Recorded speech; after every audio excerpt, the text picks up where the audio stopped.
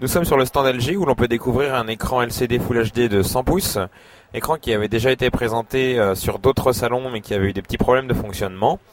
La moindre chose qu'on puisse dire, c'est que cet écran de 100 pouces comparé aux 108 pouces de Sharp, bien, il est beaucoup plus épais. On peut voir qu'il y a une bordure très très importante. Et ici vous ne le voyez probablement pas, mais l'image est scintillante. Il y a un ratio de contraste qui est assez bas. On peut remarquer ici un pixel mort. Le produit ne semble pas réellement performant. C'est plus une démonstration technologique, mais comparé à Sharp, on ne peut dire rien d'autre que le produit n'a pas vraiment fière allure. Toutefois, c'est une performance technique et on peut la saluer. Le 47 LB4DF est Full HD, 1920 par 1080 pixels avec un contraste de 6000:1. Si votre budget ne vous permet pas d'acquérir l'appareil, vous pouvez bénéficier d'une image plus nette sur les scènes en mouvement, comme on peut le voir ici sur ce clip de démo, avec le 42 LB4D, qui est un écran LCD 1366 par 768 pixels de 42 pouces.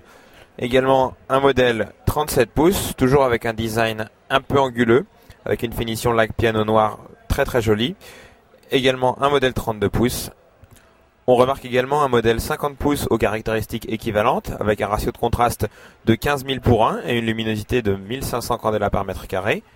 Et enfin le modèle 42 pouces avec une dalle qui n'est pas Full HD, tout comme le 50 pouces, mais qui propose tout de même un ratio de contraste et une luminosité intéressante, avec une image de très bonne qualité. Si l'écran LCD 100 pouces de Samsung ne convainc pas vraiment au premier abord, le Plasma 71 pouces fait toujours sensation. Il est présenté ici dans une version horizontale et une autre verticale. L'image est vraiment cristalline, les noirs sont profonds, on voit beaucoup de détails, le design est vraiment réussi. Le produit n'est vraiment pas très épais. Encore une nouveauté sympathique chez LG. Un projecteur ultra mobile baptisé HS101.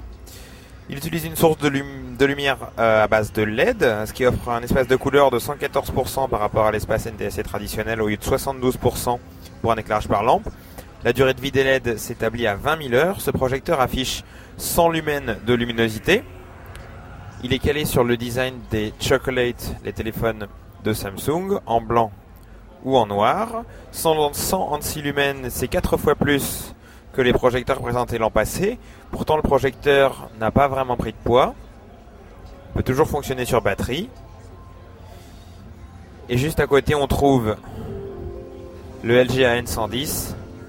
Projecteur conventionnel, certes, pratiquement 10 fois plus lumineux, mais on voit une nette différence entre les technologies ultra compactes à LED et ces produits à lampe traditionnelle avec une roue codeuse bruyante, alors que l'autre projecteur est totalement silencieux.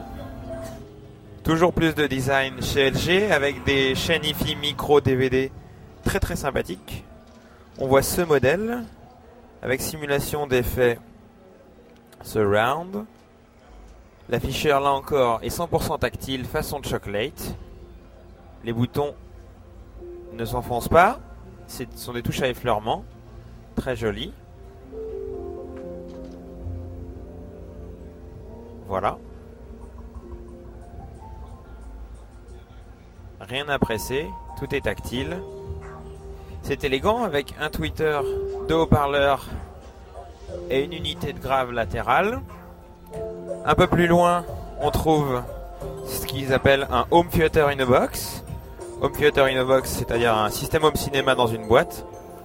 C'est ni plus ni moins qu'un système stéréo avec un très joli caisson de grave là encore, avec le même design très fin, inspiré des téléphones portables Chocolate.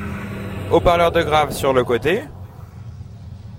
Deux haut-parleurs comme le modèle précédent.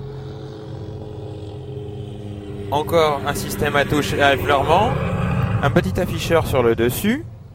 Bien élégant. C'est un système manche-disque.